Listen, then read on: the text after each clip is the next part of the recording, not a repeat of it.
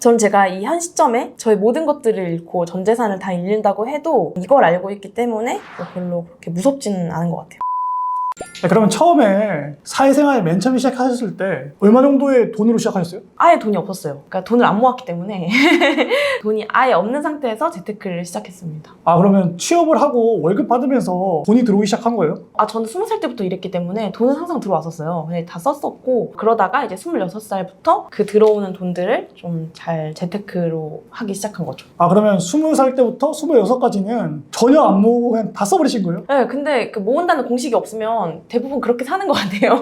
저 포함한 많은 사람들이. 소비를 했을 때 뭐 유흥을 많이 하신 거예요? 아니면 뭐 그죠. 술값이 좀 많이 나갔고 사람 좋아하면은 이제 모임 좋아하고 모임 좋아하면 술 좋아하고 술 좋아하면은 그때부터는 이제 이성의 카드가 아니라 막 신나서 카드를 긁잖아요. 그리고 모임 나가려면 또 이쁜 옷 입어야 되고 완전 무한 굴레에서 살았죠. 아, 그러면 지금 26살 때부터는 좀 정신 차리고 모았다고 하셨잖아요. 네네. 그 계기가 뭐예요?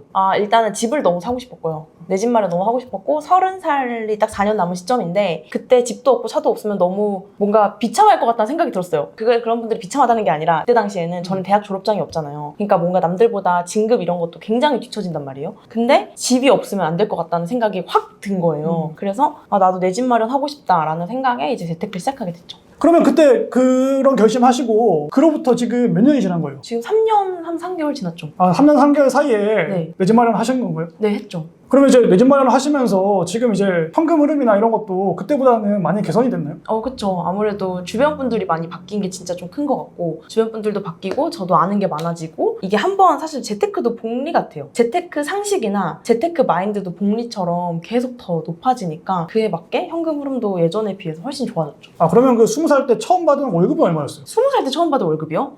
기억도 안 나는데 아마 뭐 한 60에서 80 사이 아니었을까요? 이제 거의 알바부터 시작을 했으니까. 그러면 그때 60, 80 받으시다가 정신을 차리고 26살이 됐을 때는 얼마였어요, 월급이? 한 180 됐을까요? 80 정도요? 네. 그럼 180을 일단 받았어요?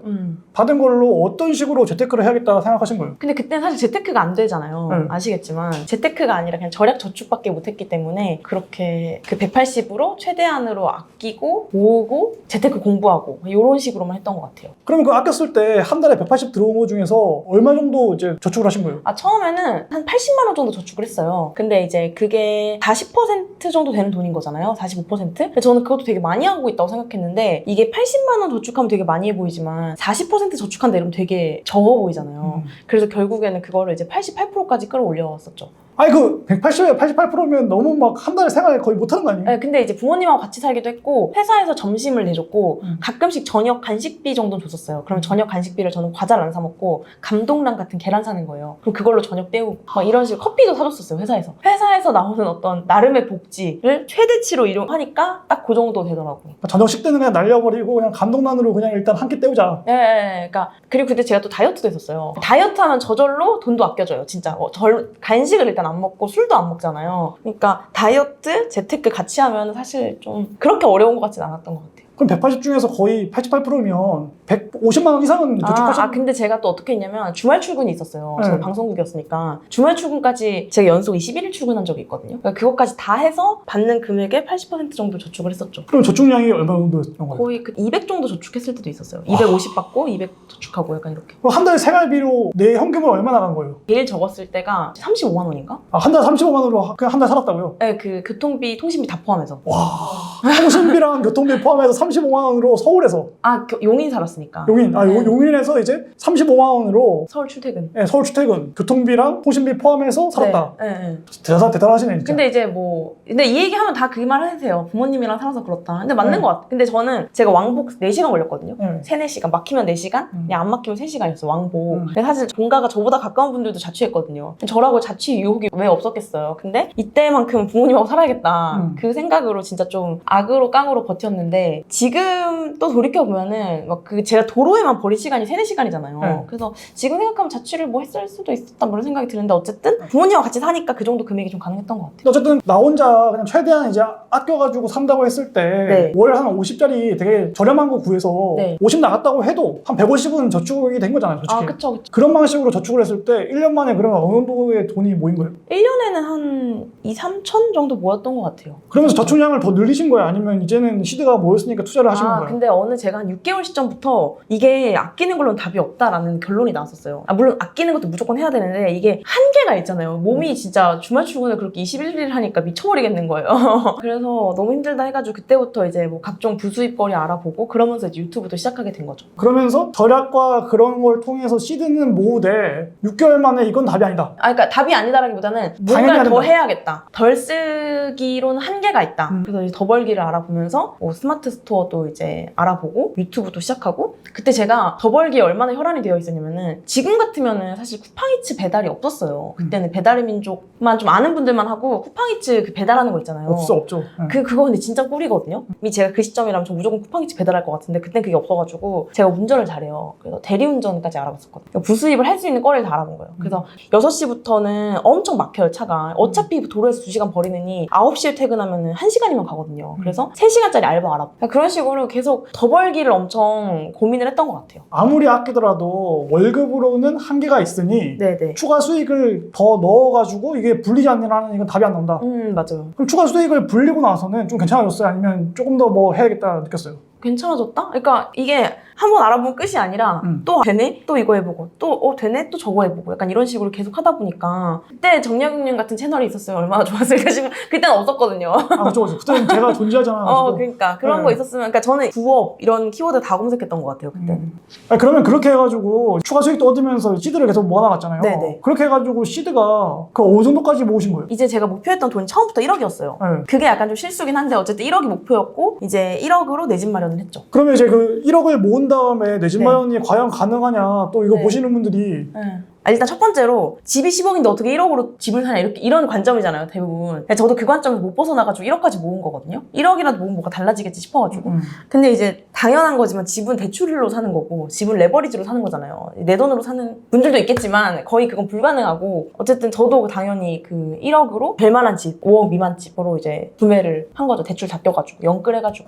영끌했죠 영끌. 1억을 모으자마자 레버리지를 활용해서 내 집 마련을 하셨던 거고 네네. 지금은 어떻게 보면 레버리지를 좀 갚아나가면서 열심히 경제활동 하시고 계시는 거고. 네네. 근데 조금 후회되는 거는 1억으로 그냥 실거주 내 집 마련 말고 갭 투자하고 월세 살았으면 훨씬 더 좋았겠다 이 생각은 많이 해요. 그래서 제가 많은 채널에서도 말하고 다니는데 이 내 집 마련이라는 게 꼭 내가 사는 집 마련이 아니어도 된다는 거를 저는 또 집을 사고 느껴가지고 조금 아쉽긴 한데 어쨌든 그렇게 지금 첫 집을 이제 매수를 했죠. 그러면 이제 20살부터 26살까지는 워낙 이제 다 쓰고 사셨잖아요. 네네. 다 쓰고 살았을 때랑 26살부터 정신 차리고 열심히 모아야지 하면서 추가 수익도 많이 마련하시고 그 다음에 엄청나게 아끼시면서 시드 어떻게든 악착같이 해가지고 1억 모으시고 나서 그 다음에 이제 지금 내 집 마련까지 하셨단 말이에요. 네네네. 그러니까 두 개의 삶이 뭔가 좀 다른 게 느껴지는 거예요? 완전 다른 게 제일 첫 번째로는 미래가 두렵냐 안 두렵냐 차이가 제일 큰 것 같아요. 옛날에는 마냥 놀고 재밌어도 늘 미래를 생각하면 두렵고 별로 기대되지 않았거든요. 근데 지금은 미래가 별로 두렵지 않고 기대돼요. 그 복리를 아는 순간부터 미래가 진짜 기대되는 시스템인 것 같아요. 그때 근데 만약에 두렵다고 했을 때는 왜 두려웠던 거예요? 모르니까. 하나도 모르니까. 제가 왜 내 집 마련을 하고 싶었냐면 제가 집 사는 방법을 몰랐어요. 근데 집 사는 방법 모르는 20대 진짜 많거든요.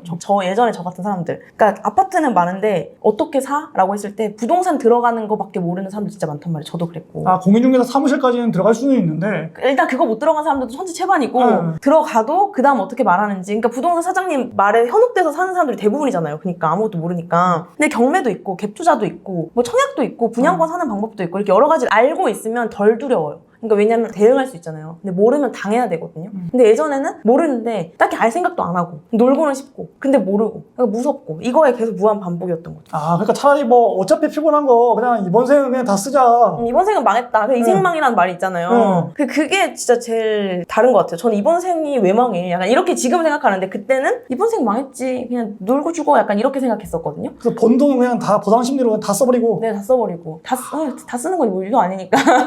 그러니까 지금도 이제 보시는 분도 그러니까 그럴 수 있잖아요. 그래서 열심히 이제 절약해가지고 시드 마련해가지고 내 집 마련했을 때 지금의 삶이 그러면 그때보다 조금 더 낫다라고 했을 때 지금도 이제 대출 받은 거 갚아야 되고 절약하면서 살아야 되고 이런 건 똑같지 않냐라고 했을 때 저는 제 첫 번째 책 이름이 살면서 한 번은 짠테크거든요. 짠테크는 한 번이면 족하다. 시드머니 모을 때까지만 짠테크 하는 거 그 이후의 삶은 어느 정도 재테크하고 좀 누려도 된다고 생각하거든요. 우리가 평생 그렇게 쪼들리며 살려고 하는 재테크하는 게 아니잖아요. 경제적 자유 이퀄 행복인데 행복을 누리기 위해서는 어느 정도 그 돈과 교환할 것들이 너무나도 많잖아요, 이 세상에. 근데 그거를 시드머니가 없을 때는 사실상 회피고 시드머니를 만드는 동안만 진짜 그런 걸 조금 즐기는 걸 좀 미루고 지금은 너무 이제 하고 싶은 건 다 하고 살죠. 결국에는 짠테크라는 거를 뭐 평생 가져가고 이런 게 아니라 네, 절대. 시드머니를 모을 때까지. 짬부님 같은 경우에는 목표치가 일단 1억은 이제 마련하자라고 했던 거고 네네. 1억 마련하고 나서는 내 집 마련을 한 거고 네. 지금은 이제 대출 레버리지 이제 뭐 원금이자 갚으면서 남는 돈들로 다 또 뭐 예전처럼 짠택하는 게 아니라 네네. 여러 가지를 많이 또 하시고 계신 거잖아요. 네, 그쵸. 그 과정에서 느낀 거는, 그러니까 저도 이제 처음부터 알았던 건 아니고 계속 다양한 부자분들 만나면서 느낀 건데, 젊음이 진짜 최고의 재테크다. 그런 말씀을 정말 많이 해주셨어요. 몇백억대 부자이신 분들은 대부분 이제 40대, 50대가 되셨잖아요. 60대인 분들도 계시고. 그런 분들 만났을 때, 이 젊음은 진짜 돈 주고도 살 수 없는 거구나. 이제 이걸 너무 많이 느껴가지고, 쫄지 말아야겠다? 난 못할 거야. 이런 생각하지 말아야겠다. 그러니까 그분들 유일하게 저한테 부러워하는 거 딱 하나거든요. 내가 젊다는 거. 그래서 그 젊음을 100억 자산가가 가진 사람을 날 보고 부러워하는데 내가 그걸 활용하지 못하면 난 바보다라는 생각으로 이제 최고의 재테크는 내 몸값을 올리는 거다. 그러니까 어느 정도 이제 1억까지 모아놓고 나머지 돈은 당연히 계속 공부하고 해야겠지만 어느 정도 돈을 만드는 시스템을 계속 연구를 하고 한쪽에서는 저는 이제 열심히 제 일을 하고 제 몸값을 높이려고 노력을 하는 거죠. 그러면 여러 가지 케이스들을 봤을 때 네네. 짬분님 같은 경우에는 이미 이제 많이 활동을 하셨고 네. 인지도라는 게 생긴 상태인데 주변에 이제 여러 케이스들이 있으실 거 아니에요. 네네. 그랬을 때 내가 보니까 그래도 생산자의 삶을 살 때 처음에 초보들은 이런 걸 시작하는 게 좀 낫더라고 했을 때 어떤 걸 추천을 하시나요? 제일 실수하는 게 처음부터 당연히 돈이 된다고 생각하는 게 좀 실수하는 것 같아요. 그래서 막 엄청 힘을 준다거나 뭐 유튜브 장비를 산다거나 이런 게 이제 흔히 하는 실수거든요. 제일 초반에 연습하면 좋은 게 블로그인 것 같아요. 일기라도 써보는 거예요. 그러니까 남에게 나를 노출하는 연습을 많이 해봐야 돼요. 글이 됐든 뭐 영상이 됐든 뭐 사진이 됐든. 근데 영상은 되게 어색하거든요. 그래서 글부터 시작을 하는 거예요. 그래서 블로그 글을 하루에 1개면 당연히 좋고 일주일에 2개라도 그냥 꾸준히 아무거나 아무 말 대잔치여도 좋고 집에서 쓰는 뭐 이거 마스크 있죠. 이거 키워드 써가지고 리뷰 이런 것만이라도 해보는 거예요. 그냥 좋았다, 뭐 이쁘다, 뭐 이런 거라도 써보는 거예요. 그러다가 보면은 이제 제일 쉬운 게 계속 외식하는 거 이런 걸 이제 체험단으로 협찬받을 수 있어요. 이게 가장 쉬워요. 이거 진짜 저희 부모님도 할 수 있는 거. 근데 그거 뭐 돈 얼마나 된다고 돈도 안 돼요. 그게 협찬받는 거니까 뭐 3만 원짜리 정도의 외식을 그냥 무료로 받는 건데 이걸 되게 업신 여기는 분들이 있단 말이죠. 근데 그거를 그 단계를 넘지 못하면 그 다음 단계를 갈 수가 없다고 저는 생각해요. 아주 쉽게 할 수 있는 게 블로그 체험단. 그래서 이걸로 일단 외식비라도 벌어보자. 약간 이런 느낌으로 시작하시면 좋고 짠택하시는 분들이 그래서 요거 많이 해요. 블로그 체험단. 카페, 외식, 뭐 스파. 저는 헤어도 다 그렇게 받았었거든요. 그래서 그런 식으로 먼저 해보고 그런 게 이제 적응이 되면은 점점 이제 이게 이렇게 그냥 말해주는 것보다 본인이 해보면서 그 아이디어를 얻는 게 훨씬 더 좋아요. 그래서 하다 보면은 요거를 한번 요렇게 제안해볼까? 이런 생각도 들고 이건 한번 내가 이제 블로그 어느 정도 연습했으니까 인스타로 넘어가 볼까? 아니면 유튜브로 넘어가 볼까? 약간 이런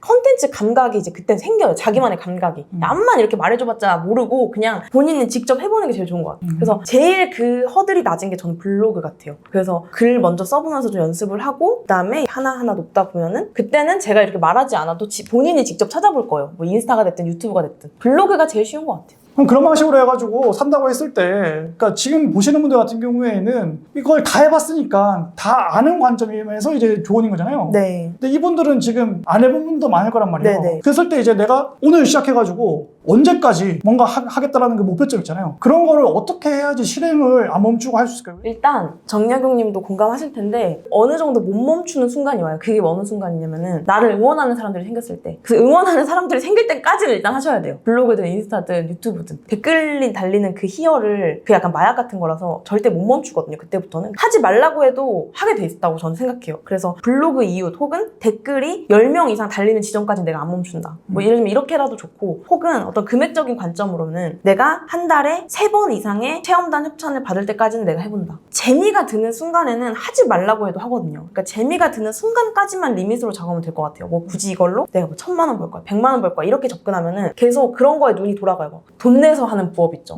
그런 거 진짜 절대 하면 안 되거든요. 저 완전 비추죠. 네, 그렇게 가지 말고 내 포스팅에 잘 보고 갑니다 이런 거 말고 찐 댓글이 10명 달리는 순간 혹은 한 주에 하나라도 주말에 이 체험단으로 먹는 날 이런 식으로 잡아놓으면은 좀 더 재밌게 할 수 있지 않을까. 직장 생활을 하면서 피로에 쩔어 있는데 네네. 집에 퇴근을 했어요. 너무 힘이 없어. 이랬을 때 이제 그럼에도 불구하고 포스팅 할 수 있는 그 힘은 어떻게 하면 요령이 좀 생길까요? 그 절실함인 것 같아요. 결핍이 있어야 돼요. 그러니까 저는 제 유일한 단점이 결핍이 없다는 거였어요. 제가 막 금수저고 이런 게 아니라 뭘 별로 이루고 싶지 않은 거예요. 그냥 26에 계약직이었는데 딱히 정규직으로 가고 싶다는 욕심도 없었고, 그러니까 욕심이 없었어요. 근데 그러다가 처음으로 인생에 결핍이 생긴 게 내 집 마련이었거든요. 그러니까 30에 집이 없는 삶을 갑자기 상상하니까 너무 무서운 거예요. 인생에 돈이라는 결핍이 처음 생긴 거예요. 그냥 그때부터는 진짜 엄청 달렸거든요. 그래서 저 너무 피곤해요 라고 하면 그 피곤의 원인을 찾아보자. 그래서 왜 그 너나위님이나 어떤 다른 유튜버분들 중에 임장 다니려고 이직하신 분들 있잖아요. 임장 다니기에 더 최적화된 조건을 만들려고 야근 없는 회사로 이직을 하셨거든요. 좀 더 그 연봉이 낮아져도. 그러니까 그 정도의 열정 있는 사람들이 있으니까 만약에 내가 피곤의 원인이 회사다. 회사 옮기고 피곤의 원인이 친구다. 친구 끊고. 제가 요즘에 좀 많이 하는 생각이 뭔가를 더 하는 것보다 빼는 게 훨씬 중요한 것 같아요. 뭔가를 이루려면. 그래서 내가 부업도 하고 싶고 이렇게 좀 재테크도 잘하고 싶고 막 이렇게 하고 싶다면 나한테 뭘 더 해야지 하기 전에 일단 빼는 것부터. 그래서 내 에너지를 뽑아먹는 에너지 뱀파이어들이 주변에 없는지 그게 상사일 수도 있고 그런 경우도 있어요. 가족인 경우도 있잖아요. 그런 게 저는 웬만하면 자취를 권하지 않거든요. 돈 모으기엔 자취가 진짜 좀 안 좋으니까. 근데 가족이 뱀파이어인 경우에는 전 무조건 자취하라고 해요. 장기적인 관점에서 그게 훨씬 나아요. 그런 것들 내 주변의 뱀파이어들을 좀 찾은 다음에 그걸 먼저 제거하면은 하고 싶어져요. 하고 싶을 상황이 되고 그런 걸 먼저 하시는 게 좋지 않을까라고 생각합니다. 만약에 지금 네. 전 재산을 다 잃었어요. 그런다고 했을 때 지금 알고 있는 지식으로 다시 시작해야 되잖아요. 네. 뭔가 모으고 뭐 하는 걸 시작해야 되잖아요. 그런다고 했을 때 어떻게 다시 시작하시겠어요? 무조건 책을 읽는다. 그땐 돈도 없을 거니까 예를 들어서 도서관을 가겠죠. 재테크가 됐든 뭐 내가 이루고 싶은 분야가 있을 거 아니에요. 뭐 블로그가 됐든 유튜브가 됐든 그 분야의 책을 다 읽어가지고 그러니까 그 분야의 책 10권만 혹은 진짜 많게는 뭐 30권만 읽어도 이게 체득이 되잖아요. 전 그렇게 먼저 바꿀 것 같아요. 왜냐면 빵원이면은 주변에 날 만나줄 사람이 분명 없을 거란 말이죠. 저는 인생이 바뀌는 신호가 사람 바뀌거나 책 바뀌거나 이 둘 중에 하나라고 생각하는데 둘 다는 더 좋고 근데 내가 빵원이면 사람들이 날 안 만나줄 테니까 적당한 교환거리가 없잖아요. 그래서 정약용님을 만나서 정약용님이 알고 있는 것들을 내가 이렇게 듣고 레버리지를 해야 되는데 그게 안 돼. 그러면은 정약용님이 쓴 책을 읽거나 이렇게 되는 거죠. 그렇게 책을 읽고 최대한으로 일단 당장 벌 수 있는 일을 시작할 것 같아요. 가볍게 할 수 있는 거. 돈만 벌면 된다. 그때는 일단은. 그러니까 단기 알바라도 좋으니까 단기 알바라도 일단은 한 3개월이라도. 그래서 그렇게 시작해서 다시 그 경험으로 사람들을 만나서 또 사람들에게 그런 거 듣고 또 해보고 이런 식으로 좀 해나가지 않을까? 이거 엄청난 또 이제 영감과 인사이트를 주셔가지고 진심으로 감사드리고요. 또 먼 길 오셔가지고 이렇게 좋은 얘기 해주셔서 너무나 고맙습니다. 감사합니다. 그리고 또 이렇게 긴 영상 봐주신 시청자님들께도 너무나 감사드리고요. 저희는 앞으로 각자의 채널에서 더 유익한 내용으로 찾아뵙도록 하겠습니다. 오늘 감사했습니다. 감사합니다.